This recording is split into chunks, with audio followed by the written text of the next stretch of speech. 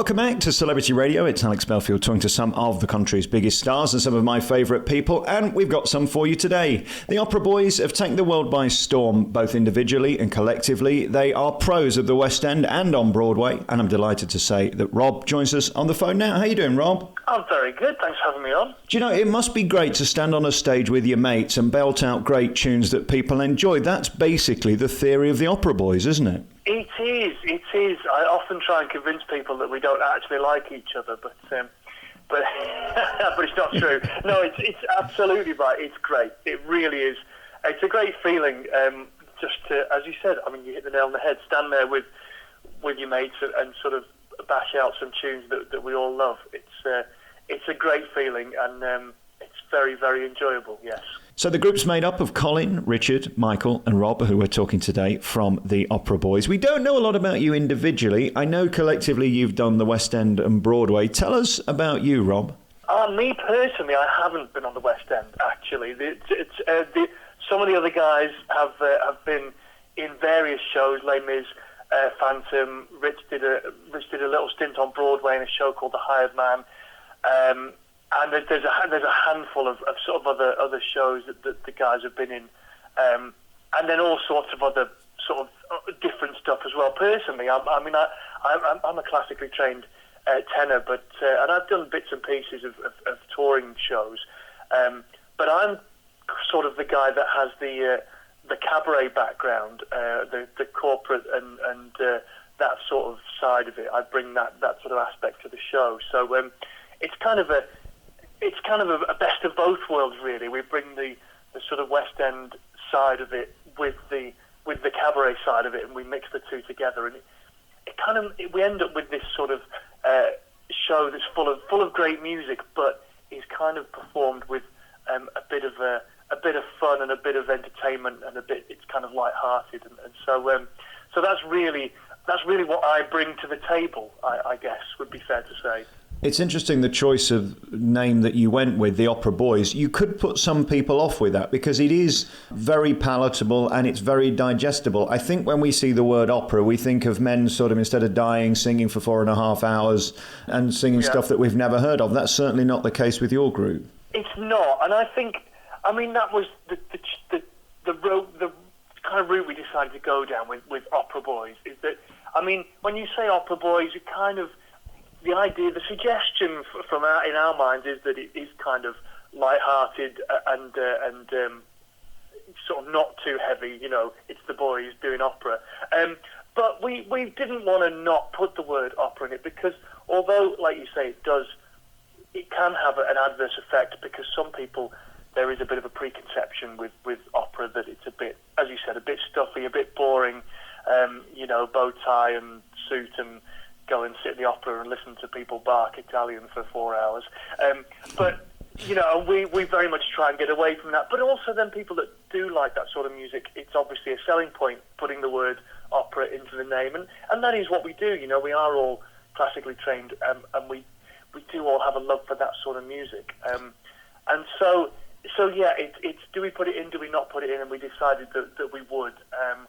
But I would say that we do try and we get the point across as much as we can that it's not it's not sitting there listening to guys sort of just shout at you for a couple of hours. It is very entertaining. It's very light-hearted, and we sing.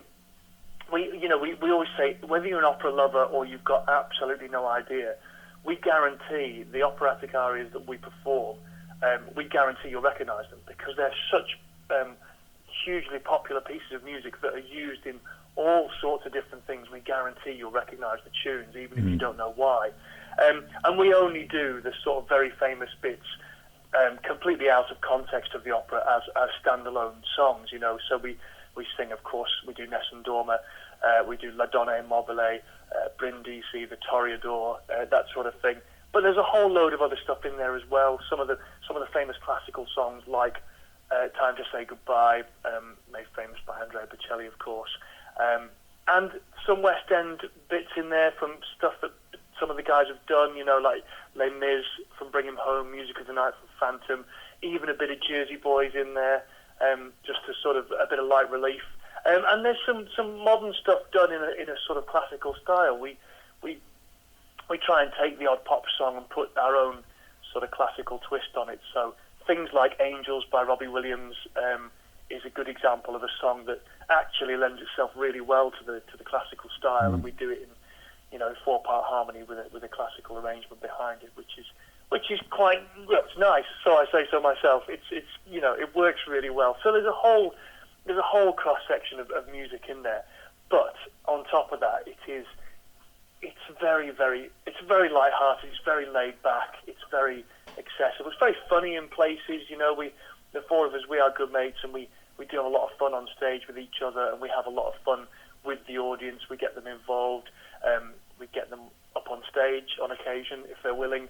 And so it's kind of good old-fashioned entertainment. It's good old-fashioned variety music hall entertainment, but based around that sort of operatic and classical music that we really love. So I think stop talking about it now. I think I've got the point across. Yeah, absolutely. I mean, I started interviewing you guys in about 2004, whether it was Russell or Andrea or Catherine, later on Alfie, of course. And you guys have really brought this music to the masses and made it accessible. It's so important, isn't it? Because what we don't need is an elite group of people who are paying a fortune to see this type of music. What you're allowing is for us to indulge in this music, which is fabulous and wonderful, and bringing it to local theatres, whether it be Cannock in 2 days' time, South Shields, Solihull, Eastbourne. You can get all of these dates on operaboys.com. It's great what you do, and many of you have been fighting this cause for many years. We have, and we can, it's so true, absolutely. There's a number of people that do make this music accessible. I think it's probably fair to say that Pavarotti was really the man that sort of brought it back to the masses, if you like, because of course it was the popular music of its time, but then Pavarotti was really the first person to sort of he was kind of the first opera star to step out of that and say, oh, I'm not going to do that. I'm going to go and sing Nessun Dorma to thousands of people at Wembley or whatever. And he was frowned upon a little bit by the opera community, for doing that, but he did it anyway, and without him, the rest of us as that you've listed, they wouldn't be there really. So without him and the three tenors just sort of standing there and performing these songs and making them fun and funny, and you can still have the seriousness. We perform the music as it should be performed,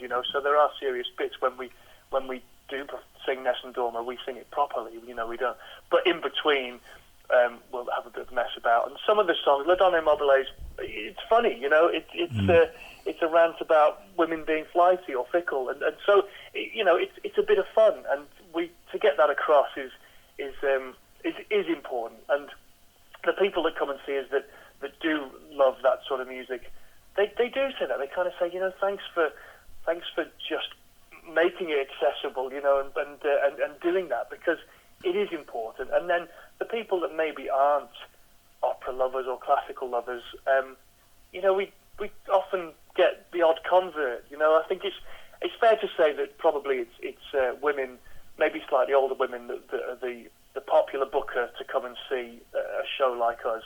And so on occasion, the husband might get told, I want to go and see the Opera Boys, take me to see the Opera Boys. And the husband might not be overly enthused to come and see us. But we always come out afterwards. We're always in the foyer after the show to have a chat to anybody who might want to chat to us. And very often these fellas do come over to us and say, I've got to be honest, lads, the wife said, take me to see the Opera Boys, and I didn't think I was going to enjoy it, but I had a great time. And so that's kind of the most satisfying feedback you can get, is when the fellas come over and say, I didn't think I was going to like it, but I absolutely loved it. And the synergy of the voices is fantastic. But lest we forget that, of course, the reason that the women are coming is because you're all delicious. You are all sex symbols. That must be nice. I mean, it must be, afterwards you can have the pick of the crop, basically, can't you, Rob? Yeah, I guess so.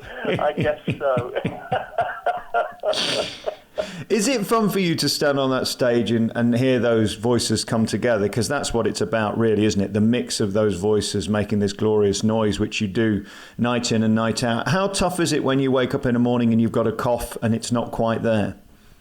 I mean, there's always a little bit of that fear, really. Every time you get on a plane, which we do on a regular basis, you know, you never know if you'll get off and have a bit of a cold or a bit of a tickle or a bit of a sore throat. And it does happen. I think, for the most part, we kind of get on with it. If one of us is a little bit under the weather, then the rest of the guys will kind of help out a bit and, you know, cover the odd line here and there if it needs to be covered and sort of, you know, give a bit more if somebody's lacking a little bit. But I think we're, you know, once you get the sort of the adrenaline pumping, even if you're a little bit under the weather, I think it's okay. But yeah, you know, it's not nice to have to sing on a cold, which does happen on occasion. But we've been singing together for so long that you're right. The pleasure is sort of bouncing off each other and blending with each other, which is something that does come with time. Obviously, we put an amount of effort into that as well. But now it's been several years now, and so it's kind of seamless now, which is great. Everybody knows you all know where everyone else is going with each line and stuff, and so yeah, it's great to sing together. And you know, it's a cliche, but it's four voices singing as one, and it's great to feel that on stage. As well as the touring, which you do across UK theatres, a big thing now for show business is the cruise ships. And a bit like Las Vegas, it's gone from being sort of the thing that you didn't admit to doing to the only place you can earn decent money just for business. And I know you guys have made the same decision, haven't you? Pretty much, yeah, pretty much. It's we pretty much do half and half. We spend half the time touring in the UK and half the time jumping on and off cruise ships, which is it's great. I mean, we see the world, and you know, so we'll do a couple of weeks of touring and then go and jump on a ship and float around the Med for a few days, and then come back and carry on with some tour dates, and then fly off to you know, we just came back from Singapore a couple of weeks ago. Wow.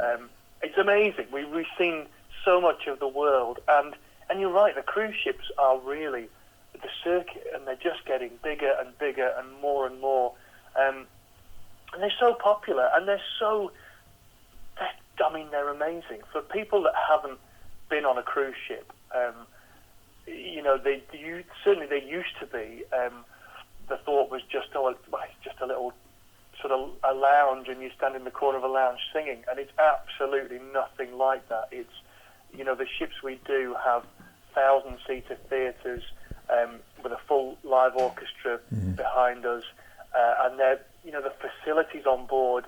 You don't find theatres sort of as well kitted out as that outside of the West End in the UK. They've got everything. They've got automation on the stage. You know, the stage goes up and down, in and out. Huge LED video screens behind you, and as I said, live musicians, and they're absolutely amazing. They're brilliant places to perform. So for anybody that hasn't been on a ship, I would recommend it. Yeah, it's amazing. Very finally, on the touring thing, it seems to me an obvious place for you boys to end up is Las Vegas. As I mentioned earlier, this is a place now where great singers and turns and acts can become megastars. Has this ever been appetizing to you, or is it just too far away? I think it would, if an opportunity arose. I don't think we'd turn it down. I think it would certainly be something to consider. There's a group of guys called Tenors of Rock, which a couple of them are friends of a couple of us, and they're out in Vegas now at Harrah's. They've got a residency out there. They've been there for, I think they're coming towards the end of it. I think they've been there for nearly 12 months now, and they're having a great time, and they're a great show. They do. They're sort of phenomenally talented singers. Again, West End boys who specialise in sort of high-end rock stuff, and they do these massive arrangements of rock songs from Guns N' Roses and Bon Jovi and that sort of stuff. And they're taking Vegas by storm. They're brilliant. So I think, you know, if we got the opportunity to go out there, then then I think we would say yes. Yeah. Is it tough being on the road? I mean, you give up a lot, don't you, when you're on a cruise ship for 2 weeks, family and friends, and then, of course, if you're travelling to theatres the night before, the night after, there's a price to pay, isn't there, for this lifestyle? There is. I think that's part of the business, and you kind of have to accept that. You know, you're travelling and touring. It can take its toll. We do a lot of travelling. A lot of flying around, a lot of driving around in a tour bus. But I don't think we'd have it any other way. I mean, we are good mates, fortunately, and we do get on well, and so, we're very, very happy sort of spending time together. But we take into account everybody's sort of lifestyle and everybody's personal commitments and everybody's preferences. So, we make sure that we have enough downtime and breaks when people need to have breaks and stuff. So, but everybody loves doing the show, and we have a great time on tour. So, it's not difficult. As little Richard always says, we could be down the pit. Yeah, there is that. Congratulations on everything. Thank you for your time, Rob. You can see the operaboys.com at Cannock on the 6th of April, then to South Shields. The main tour starts in May from the 10th at Solihull through Eastbourne and Lytham St Anne's. They're going on to perform in Lancaster, Fareham, Lichfield and Crewe. You can get full details by going to the website operaboys.com. Rob, great to talk to you and good luck with everything. Thanks, Alex. Thanks for having me on.